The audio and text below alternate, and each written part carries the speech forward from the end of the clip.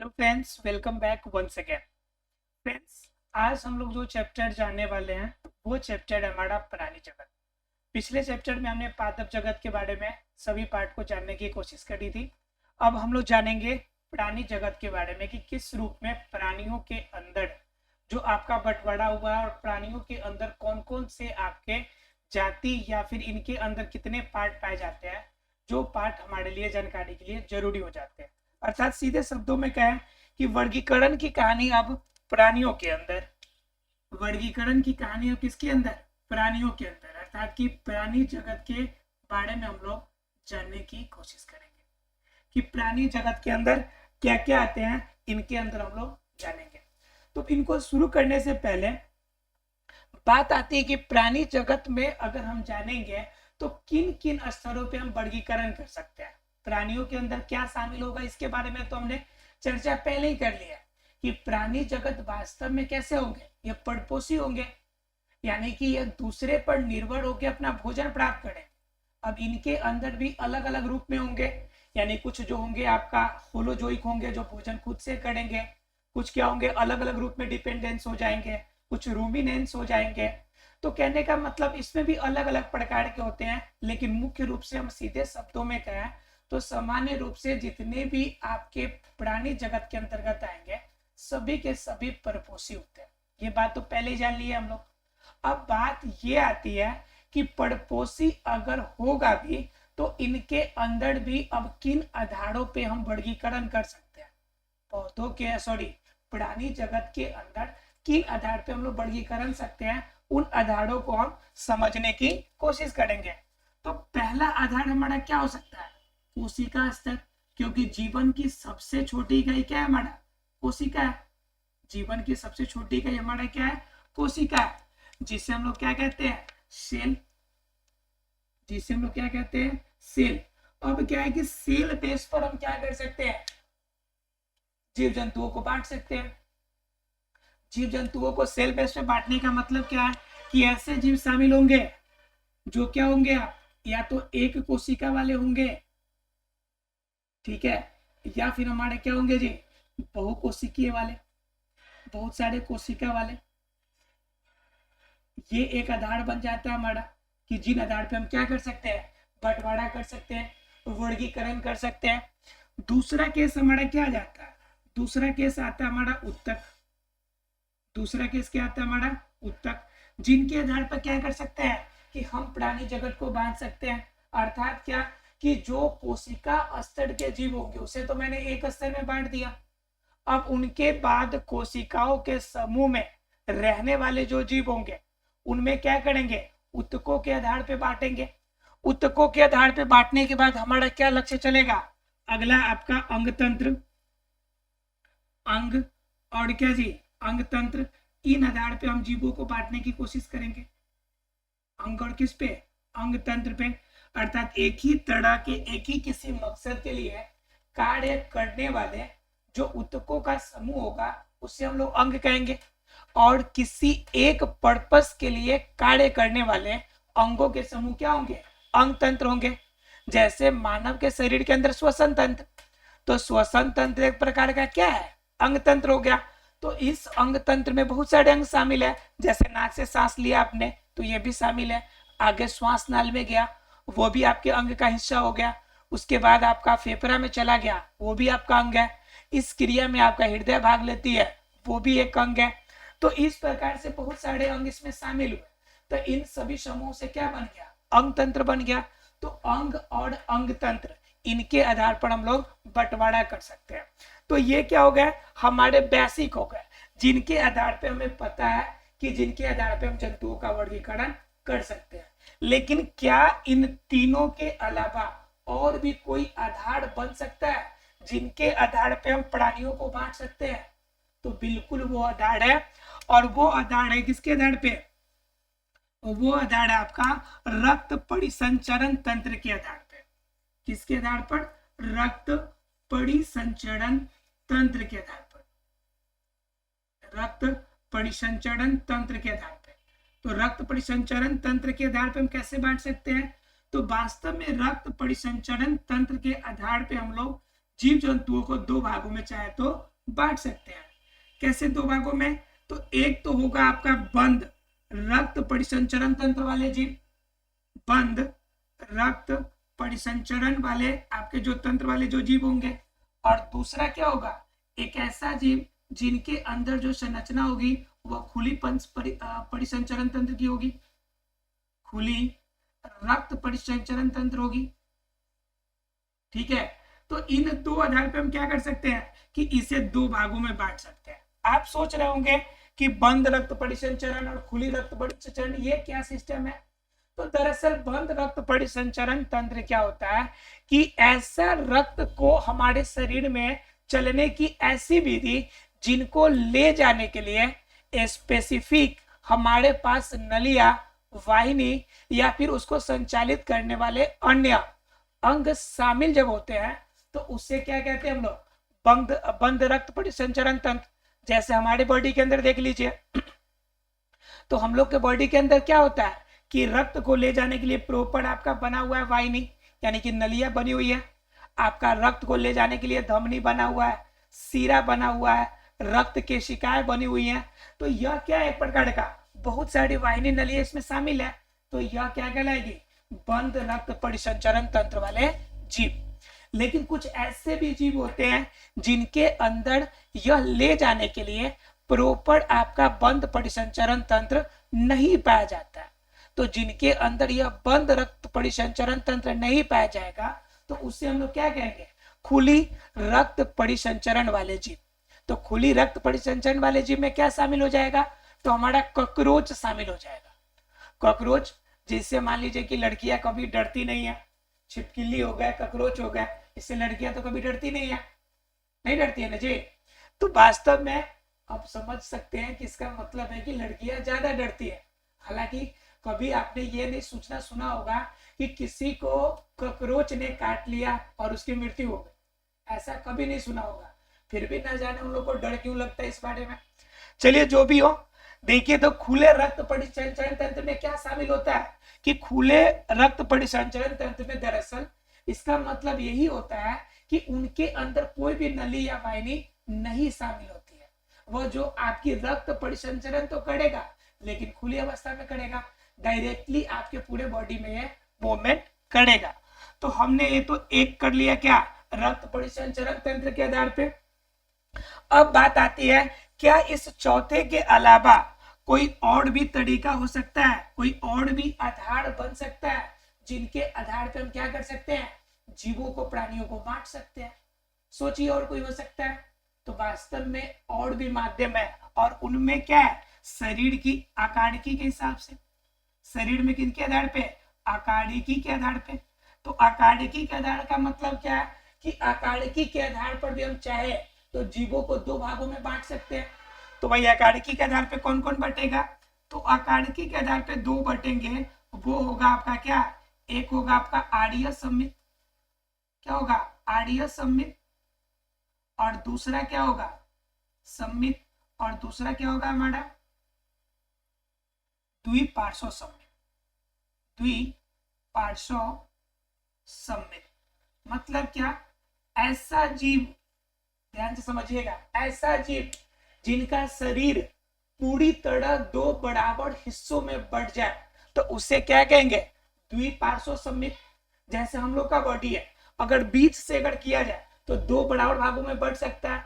जैसे आपका मेढक का शरीर हो गया, तो मेढक के शरीर में जब बीच से काटेंगे तो क्या निकलेगा, एक तरफ उसकी एक आंख, दूसरी तरफ एक आंख। बॉडी का एक हिस्सा तो एक तरफ, तो दूसरी तरफ दूसरा हिस्सा, यानी इस तरह से पूरी बराबर तरीके से जब बढ़ जाए तो वह क्या कहलाता है, वह कहलाता है हमारा द्वि, यानी कि दो पार्श्व मतलब टुकड़ा, और सम्मित मतलब आकृति, यानी कि ऐसी आकृति जिनका शरीर दो बराबर हिस्सों में पूरी तरह बढ़ जाए तो वह जो आकारिकी होगा उससे हम लोग कहते हैं द्विपार्श्व सम्मित। क्लियर है? उसके बाद क्या है आपका आर्य सम्मित। तो आर्य सम्मित ठीक इसका उल्टा हो जाएगा, जो दो बराबर भागों में ना बटे, दो से ज्यादा भागों में बांटना पड़े उसे, तो उससे हम लोग क्या कहेंगे, आर्य सम्मित हम लोग कहेंगे। जैसे आपका होता है घोंघा, तो घोंघा क्या होता है आपका, आर्य सम्मित होता है। क्योंकि उसे दो बराबर भागों में हम नहीं बांट सकते हैं। तो यह कंडीशन आपका किसमें चला जाएगा, आर्डीएस समीकरण। क्लियर है आप लोग को। तो अब क्या है कि अकार्की के आधार पर हमने बांट दिया। अब आती है कि क्या और भी स्तर से हम लोग इसे बांट सकते हैं क्या, तो बिल्कुल बांट सकते हैं। और भी लेयर आप तरीके आपके।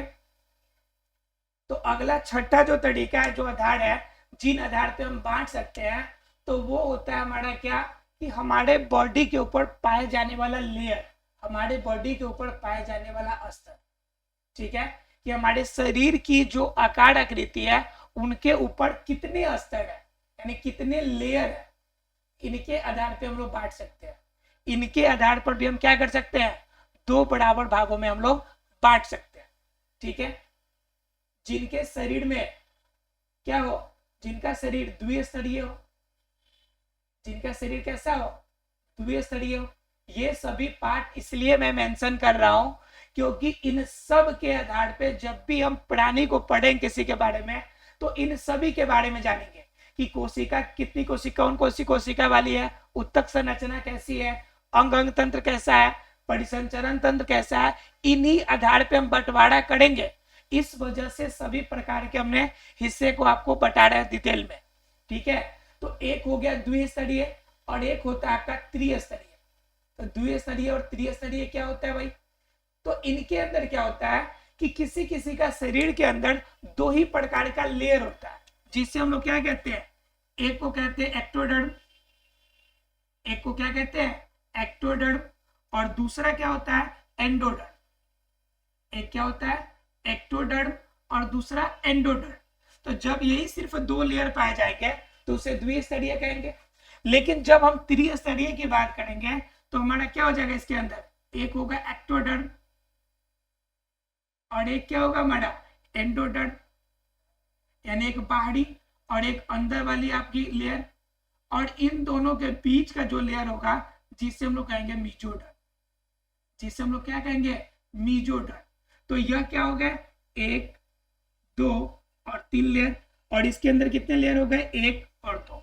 ठीक है, तो जब लेयर दो मिलेंगे तो द्विस्तरीय, जब तीन लेयर उसके अंदर मिलेगा तो उसे हम लोग क्या कहेंगे, उसे कहेंगे हम लोग क्या त्रिस्तरीय जीव। तो एक ये आधार हो गया आपका। अब सातवां समझने की बात है क्या कि कोई और आधार है जिनके आधार पे हम लोग बंटवारा कर सकते हैं। तो एक और आधार है आपका, और वो आधार आपका सीलोम के आधार पे। किनके आधार पे, सीलोम के आधार पे। किनके आधार पे, सीलोम के आधार पे। तो सीलोम के आधार पर भी दो भागों में बांटते हैं।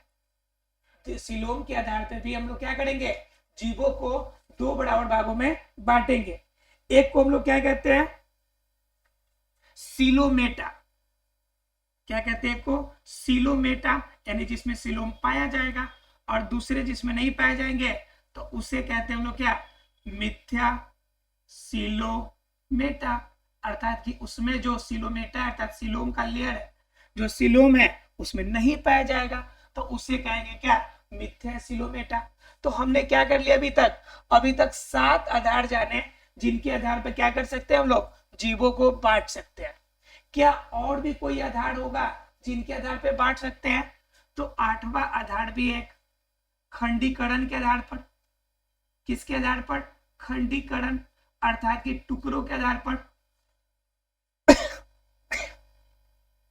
माफ कीजिएगा। तो खंडीकरण के आधार पर हम लोग क्या कर सकते हैं, बांट सकते हैं जीवों को कि वह कितने खंडों में कितने टुकड़ों में बंटने वाला है। इन खंड के आधार पर भी हम बंटवारा कर सकते हैं। ये भी एक क्या बन गया, ये भी एक हमारा क्या बन गया, बेस बन गया। इसके अलावा एक और बेस है हमारा, एक और आधार है जिन आधार पे हम क्या कर सकते हैं जीवों को बांट सकते हैं। तो वो आधार है हमारे पास नोटो कार्ड के हिसाब से।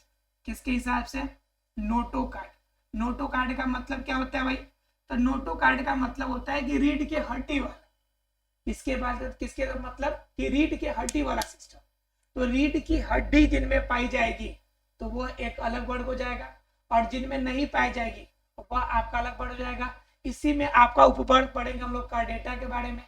ठीक है, वर्टिब्रेटा, कार्डेटा, ये सभी हम लोग किसमें पढ़ना है, नोटो कार्ड के बारे में। पढ़ना है। तो हमने आपको कुल कितने बताए, 9 आधार बताए हमने, 9 हमने आपको क्या कर दिया, बेसिक चीजें बताई जिनके आधार पे हम क्या कर सकते हैं, जीवों को बांट सकते हैं। क्लियर है आप लोग को यहाँ तक कि इन 9 आधार पे, यानी कोशिका बेस, पहला बेस हमारा क्या होगा, कोशिका के आधार पे बंटवारा, दूसरा क्या होगा, उत्तक के आधार पे बंटवारा, तीसरा लेयर क्या होगा हमारा, अंग और अंग तंत्र, यानी कि अंग तंत्र के समूह के हिसाब से, तीसरा हमारा रक्त परिसंचरण तंत्र, कि रक्त हमारा कैसे प्रवाहित होता है हमारे शरीर के अंदर, उन आधारों पे हमने बांटने की कोशिश करेंगे। उसके बाद क्या होगा, आकारिकी के आधार पे कि उनका बॉडी किस रूप में है, पूरी तरह से 2 बराबर हिस्सों में टूटने वाला है या नहीं टूटने वाला है, तो उनके आधार पे। छठा लेयर है आपका कि लेयर के बेस पे, यानी स्तर के बेस पे, कि 2 भागों का लेयर है या 3 भागों का, अगर 3 लेयर उनके बॉडी पर है तो वह आपका त्रिस्तरीय, और जब 2 लेयर है तो आपका द्विस्तरीय। उसके बाद हम क्या करेंगे, जब आपका सिलोम के आधार पर, जिसमें सिलोम पाया जाएगा तो इसको सिलोमेटा, और जिसमें नहीं पाया जाएगा उसे मिथ्या सिलोमेटा। उसके बाद क्या आपका खंडीकरण, यानी खंड और टुकड़ों के आधार पर, और आखिरी में हम लोग ने जाना कि नोटोकार्ड के आधार पे हम लोग किस प्रकार से क्या करते हैं, प्राणियों को बांटने की कोशिश करते हैं। अब बात ये आती है कि हमने ये स्तर जान लिए, ये लेयर तो जान लिए, जिनके आधार पे प्राणियों में क्या होगा, प्राणियों में आपका जीव जगत, सॉरी, प्राणियों में बंटवारा अर्थात कि वर्गीकरण होने वाला है। अब बात ये आती है कि प्राणियों में यह वर्गीकरण होगा तो किस रूप में होगा और कितने भागों में होगा, ये जानने की बात है। ये तो हमारा बेसिक था कि इन आधारों पे हम लोग बांटने की कोशिश करेंगे। अब देखिए इन्हीं आधार पे आपके जीवों को कैसे बांटा गया, इनके हम लेवल को समझने की कोशिश करते हैं। तो कोशिकीय स्तर पे जो ये सबसे छोटा स्तर होगा, यानी कि जो कोशिकीय लेयर वाले होंगे, तो कोशिकीय लेयर के अंदर सिर्फ एक ही आपका जीव का ग्रुप आता है जिससे हम लोग कहते हैं पेरिफेरा, जिससे हम लोग क्या कहते हैं, पेरिफेरा। पेरिफेरा वास्तव में प्राणी जगत का सबसे छोटा ग्रुप होता है, और छोटा ग्रुप इसके अंदर क्या होता है कि सिर्फ एक कोशिकीय जीव, यानी कोशिका स्तर जिनका, यानी कि निम्नवत शरीर है या निम्न स्तरीय शरीर है, वह इनको इसमें शामिल किया गया है। ठीक है, दूसरा किसके आधार पे, दूसरा हमारा बच गया क्या, उत्तक और अंग तंत्र के आधार पे आपका जीवों का बांटना। ठीक है, तो उत्तक और अंग तंत्र, इन दोनों के आधार पे हम जीवों को जब बांटते हैं तो इनके अंदर जो जीव मिलते हैं वह 2 स्तर के मिलते हैं, हमें प्राप्त होते हैं। ध्यान से समझिएगा कि उत्तक और अंग तंत्र के आधार पे जो जीव मिलेंगे ये आपके 2 स्तर के मिलते हैं, यानी 2 आकार की वाले होते हैं। 2 आकार की वाले में कौन, एक तो आकार की क्या मिलेगा, आर्य सममित, और दूसरा क्या मिलेगा, द्विपार्श्व सममित। क्या मिलेगा, एक आर्य सममित और दूसरा क्या मिलेगा, द्विपार्श्व सममित, यानी कि जिनका शरीर 2 बराबर हिस्सों में बंटने वाला हो और एक जिनका शरीर 2 बराबर हिस्सों में बंटने वाला नहीं हो। तो इस तरह से 2 भागों में बांटेंगे। अब इनके अंदर कौन कौन आएगा, ठीक है, तो आर्य सममित के अंदर 2 भाग। ठीक है, आर्य सममित के अंदर आपके 2 जीव के ग्रुप आते हैं, दिख रहा है आप लोग को, लास्ट जगह इसके बाद नहीं दिखेगा आप लोग को ना, उधर लिखना पड़ेगा। तो आर्य सममित के अंदर 2 ग्रुप है, तो कौन कौन, एक होता है आपका सिलिंट्रेटा,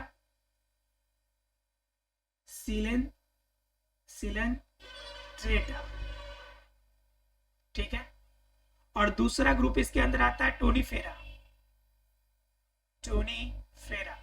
ये 2 ग्रुप किसके अंदर आएंगे, जो आर्य सममित होंगे उनके अंदर 2 जीवों की कैटेगरी होगी, एक आपका क्या, सिलिंट्रेटा, एक टोनीफेरा। ठीक है, उसके बाद अगर द्विपार्श्व सममित की बात की जाए तो द्विपार्श्व सममित जो होंगे इनके में हम क्या करेंगे, इनमें सिलोम के आधार पे हम इनके अंदर 3 ग्रुप बनाएंगे। कितने ग्रुप बनाएंगे, 3 ग्रुप बनाएंगे। ध्यान समझिएगा, द्विपार्श्व सममित के अंदर हमने 3 ग्रुप बना दिए। ठीक है, 3 ग्रुप में कौन कौन शामिल हो जाएगा, एक तो हो जाएगा क्या, सिलीमेटा, जिनके अंदर सिलोम पाया जाता हो, सिलीमेटा, दिख रहा है आप लोगों को, सिलीमेटा। दूसरा ग्रुप क्या होगा आपका, मिथ्या सिलीमेटा, यानी कि जिनके अंदर आपका ये बिल्कुल भी नहीं पाया जाता हो। तीसरा ग्रुप क्या हो जाएगा, देह गुहा वाला। तीसरा कौन सा ग्रुप होगा, देह गुहा वाला। तो हमने कितने कैटेगरी में बांट दिया, 2 ग्रुपों में हमने बांट दिया। ठीक है, तो अब इन दो यानी कि देह गुहा का मतलब शरीर गुहा, देह गुहा का मतलब क्या मानेंगे आप, शरीर गुहा, शरीर गुहा। ठीक है, अब क्या है कि आप इनके अंदर आप शरीर गुहा आपका और मिथ्या सिलीमेटा और आपका क्या सिलीमेटा, ये 3 ग्रुप में हमने बांट दिया। अब क्या जानेंगे कि मिथ्या सिलीमेटा और इसके अंदर देह गुहा में कौन कौन आएंगे।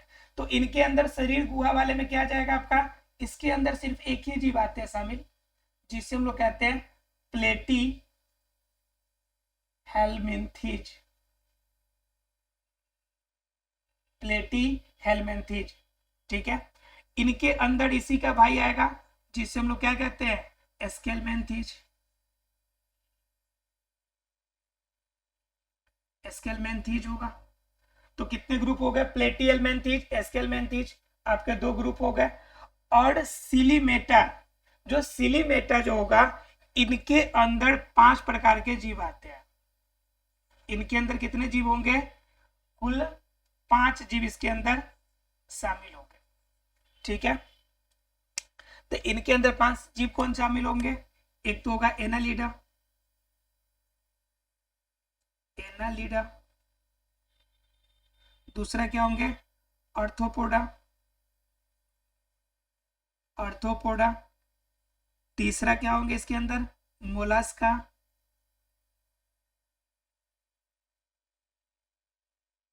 ठीक है, चौथा क्या हो जाएंगे इसके अंदर, एकाइनोडर्मेटा,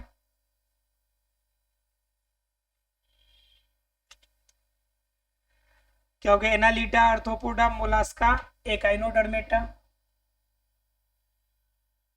एकाइनोडर्मेटा। ठीक है, उसके बाद क्या हो जाएंगे आपका, उसके बाद आपका आता है कर्डेटा, छठा वर्ग भी इसमें है जिसे हम लोग कहते हैं कर्डेटा वर्ग। और एक 5वां ग्रुप इसमें एक और शामिल होते हैं जिससे हम लोग क्या कहते हैं, हेमिकर्डेटा। क्या कहते हैं इसे, हेमिकर्डेटा, कर्डेटा।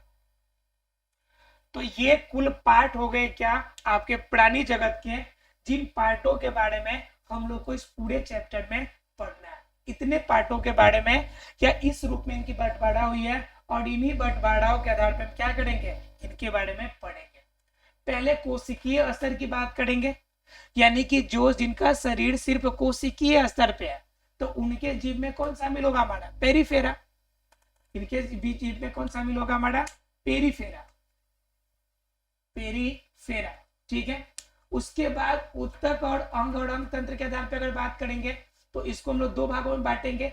एक तो आर्य सम्मिक, अर्थात कि वैसे जीव जिनका शरीर 2 बराबर हिस्सों में नहीं बटेगा, जिसमें आपका सिलिंड्रेटा, जिसके अंदर घोंगा आता है आपका, जिनका शरीर भारी कवच या फिर कह सकते हैं जो कैल्शियम कार्बोनेट के कवच से ढका हुआ होगा, वैसे जीव इसके अंदर शामिल होते हैं, तो वह सिलिंड्रेटा के अंदर होगा। उसके बाद आपका टोनीफेरा, इसके अंदर छोटे छोटे कीड़े आते हैं, ठीक है, रेंगने वाले, तो ये टोनीफेरा होगा। फिर उसके बाद द्विपार्श्व समित जो होगा, अर्थात जिनका शरीर 2 बराबर भागों में बटे, उनके अंदर भी 3 भाग होंगे। एक सिलीमेटा, जिसमें एक सिलीमेटा नहीं पाया जाएगा, दूसरा तीसरा नंबर जिनके अंदर शरीर गुहा पाया जाएगा। उनके आधार पर हम क्या करेंगे, इनको 3 भागों में बांटेंगे।